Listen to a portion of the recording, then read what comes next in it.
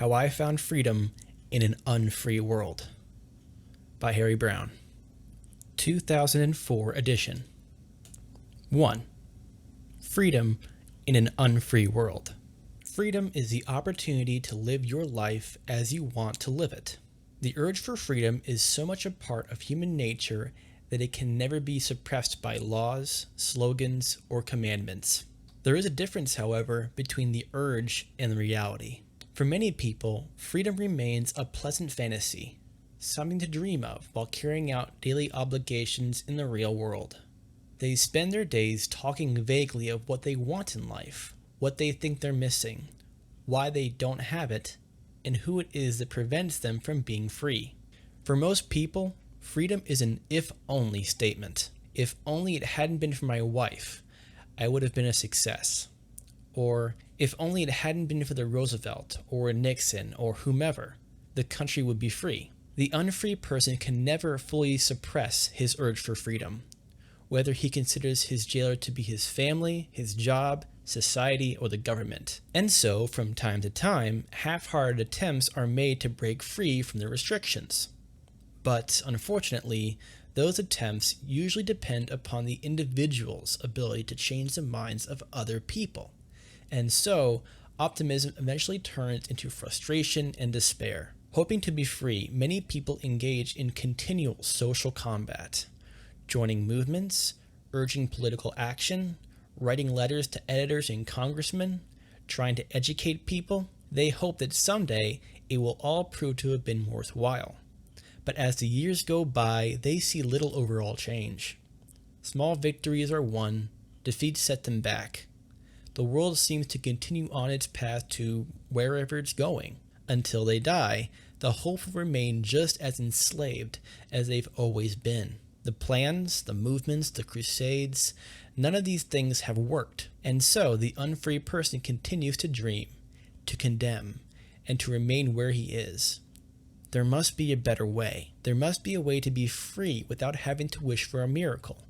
It must be a way by which an individual can change things without having to rally the rest of the world to his side. It has to be a way through which he can get rid of exorbitant taxes, have the time to do what he wants to do, enjoy love without tiresome complications, remove irritating social restrictions, and free himself from the 101 burdens that people hand him on a daily basis. And it must be a way that doesn't require that he re-educate all the other people involved. Fortunately, there is a way.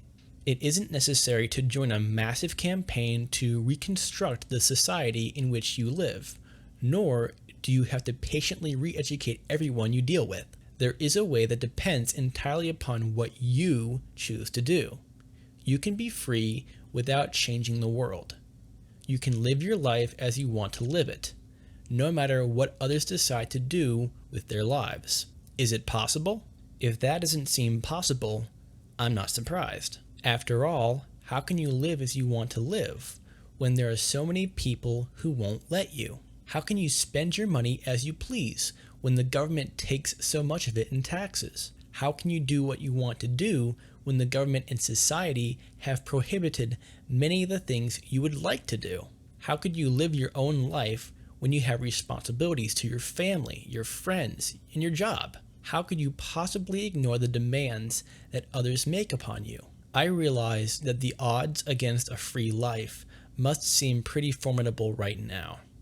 And yet, there are already individuals who live their lives as they choose. Some of them may have begun with greater problems than you face now. But in spite of their problems, they have found freedom without waiting for the world to be free. To be free in an unfree world isn't nearly as unrealistic as it might seem at first glance. After all, it's commonly assumed that there can be free nations in a world that contains enslaved nations. If that's the case, why can't there be free states within a nation that isn't free, or free towns within an unfree state?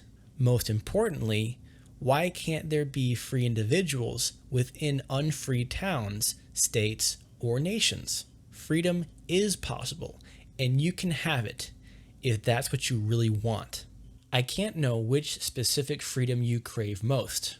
freedom from social restrictions, family problems, high taxes, bad relationships, the treadmill, government oppression, whichever one is most important to you, we will cover it and more.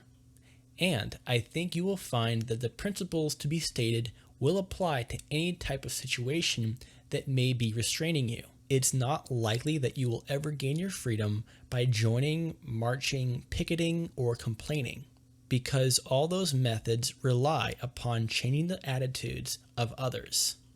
What I have in mind concerns the use of methods over which you have complete control.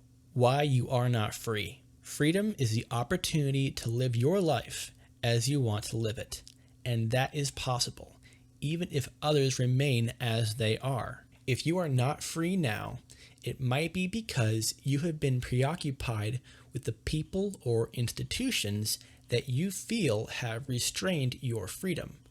I don't expect you to stop worrying about them merely because I suggest that you do. However, I do hope to show you that those people and institutions are relatively powerless to stop you once you have decided how you will achieve your freedom.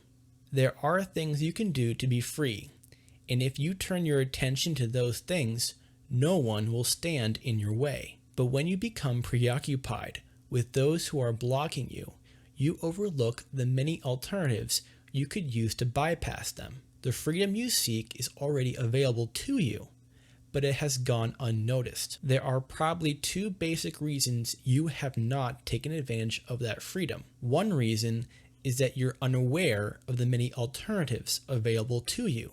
You don't have to go to jail to avoid exorbitant taxes, nor do you have to be a social leper if you refuse to knuckle under social pressure. You don't have to give up on love in order to avoid complicated, restrictive family problems. And you don't have to go without friends to avoid having your life at the disposal of others. But if you're unaware of additional alternatives, it's easy to see these matters as being either or questions. Fortunately, there are additional alternatives, ways by which you can have what you want without bringing bad consequences upon yourself. The second reason you're not free is because you've probably accepted without challenging certain assumptions that restrict your freedom. Our culture is saturated with philosophical truths that are commonly accepted and acted upon, but are rarely challenged. I think of these truisms as traps. A typical example of a trap is, it would be selfish to be concerned with only your own freedom. You must think of others first. Or, the kind of freedom you want is immoral. Or, the government is more powerful than you are. Or, you have to accept the will of the majority. There are probably hundreds of such traps, but I have reduced those I've seen to 14 basic types. It's very easy to get caught in a trap. The truisms are repeated so often they can be taken for granted, and that can lead to acting upon the suggestions implied within them, resulting in wasted time, fighting inappropriate battles, and attempting to do the impossible. Traps can lead you to accept restrictions upon your life that have nothing to do with you. You can unwittingly pay taxes you don't have to pay, abide by standards that are unsuited to you, and put up with problems that aren't really yours. Traps are assumptions that are accepted without challenge. As long as they go unchallenged, they can keep you enslaved. That's why it's important that we challenge them in the following pages. I think you will find that most of them have no more substance than ancient cliches, such as the world is flat. If you're not free now, it's very likely that you've accepted some of these traps, and you probably haven't known of a number of alternatives that could get you out of your restrictions without the pain and effort you might have assumed that would be necessary. As we look at these traps and alternatives, I hope you will become aware of the unlimited number of avenues open to you. You possess a tremendous amount of control over your situation. Control that is disregarded when you focus attention upon the people who seem to stand in your way. Your freedom. Most books dealing with freedom present an involved plan that depends upon the support of other people. These usually urge you to pass the book on to others, sell the idea to a great many people, and gain the support of the public in order to be free. This is not that kind of book. If you are holding the only copy of it, and if no one else could read it or accept its conclusions, the ideas would still be useful to you. We will be dealing with only your freedom. Whether the ideas would work for others is unimportant. What you have to decide is whether they can work for you. You won't have to convince anyone else of anything. Every idea in this book will depend solely upon your own action.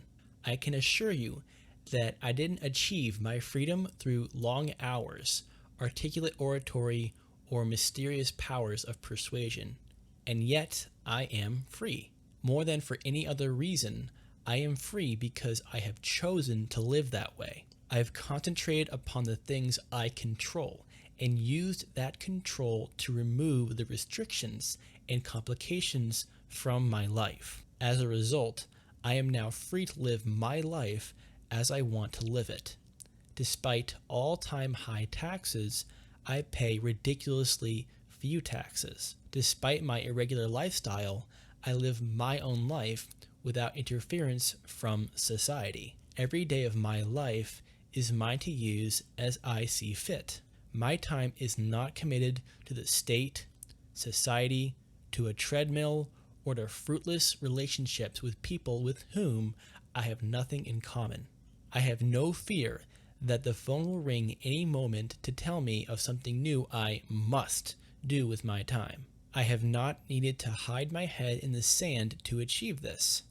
I have valuable relationships, personal, professional, and romantic. I make far more money now than when I did when I was restricted, and it takes far fewer hours to make it. I am involved with people who add to my life, and I'm independent of those who would take from it.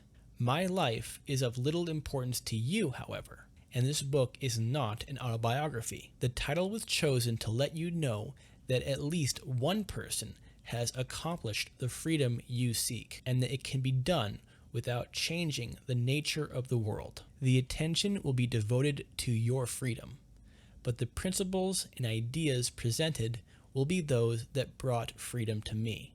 In the process, it is important to understand that you will make all the decisions yourself. I can't tell you how to live, nor can I tell you what you must do to be free. Instead, I can suggest dozens of opportunities from which you can choose, and I can point out the various traps that may be enslaving you now. You will then have to decide for yourself how you will use these suggestions. If the final decisions aren't made by you, you will never act with the conviction and purpose necessary to achieve your objectives. You have to decide what you are going to do, and above all, you have to know why you're doing it. Otherwise, plans and hopes are meaningless temporary resolutions to be shelved the first time anything happens to interfere.